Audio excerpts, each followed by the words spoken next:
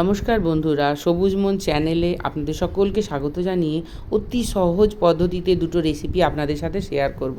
প্রথম থেকে শেষ পর্যন্ত দেখবেন। হ্যাঁ, সজনে পাতার রেসিপি। সজনে পাতাকে সুপার ফুড বলে, তার কারণ এতে প্রচুর পরিমাণে calcium, potassium, iron, vitamin C পাওয়া যায় বলে ডাঁটা এবং সজনে পাতা সবসময়ই খাওয়া উচিত। তবে ডাঁটা তো সবসময় পাওয়া যায় না, তাই সজনে পাতাটা কিন্তু বাজারেও পাওয়া যায় এবং সহজেই নিজেদের চাষ করে নেওয়া যায় আশেপাশে মাটি থাকলে। তো দেখুন, অতি সহজ পদ্ধতি। কুকারে কাঁচা লঙ্কা, নুন, হলুদ আর মুসুর ডাল দিয়ে আর তার সাথে সজনে পাতা দিয়ে একটা সিটি দিয়ে নিতে হবে। চাইলে আপনারা মটর ডাল বা মুগ ডাল দিয়েও বানাতে পারেন। আর দেখুন তো, একেবারে সহজ পদ্ধতিতে এবং অল্প তেলে হয়ে যাবে। শুকনো লঙ্কা, কালো জিরে আর হিং দিলাম। আমরা রসুন পেঁয়াজ খাই না, তাই চাইলে আপনারা অবশ্যই রসুন পেঁয়াজ দিয়ে খাবেন, তাহলে আরও টেস্টি হবে। একটু চিনি আর একটু নুন দিয়ে দিলাম, তার কারণ একটু কষাটে ভাব থাকে তো পাতাটা, তাই।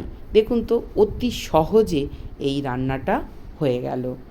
আজকালকার বাচ্চারা শাকসবজি খেতে যায় না ঠিকই, কিন্তু এটি ডালের সাথে যেহেতু দেয়া, অতি সহজেই খেয়ে নেবে এবং খাইয়েও দেওয়া যাবে। তাই ছেলে, বুড়ো, বড় সকলেই এই সুপার ফুড ডাল শাকের খেতেই পারে।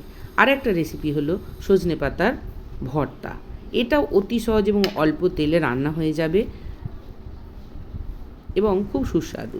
পাতাগুলো এইভাবে ডাল থেকে ছাড়িয়ে নিয়ে ভালো করে ধুয়ে নিয়ে অল্প তেলে একটু কাঁচা লঙ্কা, কালো জিরে আর হিং দিলাম। অবশ্যই আপনারা পেঁয়াজ রসুন দেবেন। আগেও বলেছি আমরা পেঁয়াজ রসুন খাই না, তাই হিং দিয়েছি। এবারে একটু রীতিমতো নুন, চিনি দিয়ে পাতাটাকে ভালো করে চাপা দিয়ে এপিট ওপিট করে নেড়ে নেবেন। নিলেই হয়ে যাবে সুপার ফুড সজনে পাতার ভর্তা। আমার কাজু বাদাম ছিল হাতের কাছে, কটা দিয়েছিলাম। তবে আপনারা অবশ্যই পেঁয়াজ রসুন দেবেন তেলেতে, তাহলে কিন্তু খুব খুব সুস্বাদু হবে। আর শিলে বেটে নিতে পারেন। এইভাবে অতি সহজেই হয়ে যাবে সজনে পাতার ভর্তা। আর সুপার ফুড সজনে পাতা এবং সজনে ফুল এবং সজনে ডাঁটা তো সবসময় পাওয়া যায় না, কিন্তু পাতাটা 12 মাস বাজারেও পাওয়া যায় আর বাড়ির পাশে এদিক ওদিকও পাওয়া যায়।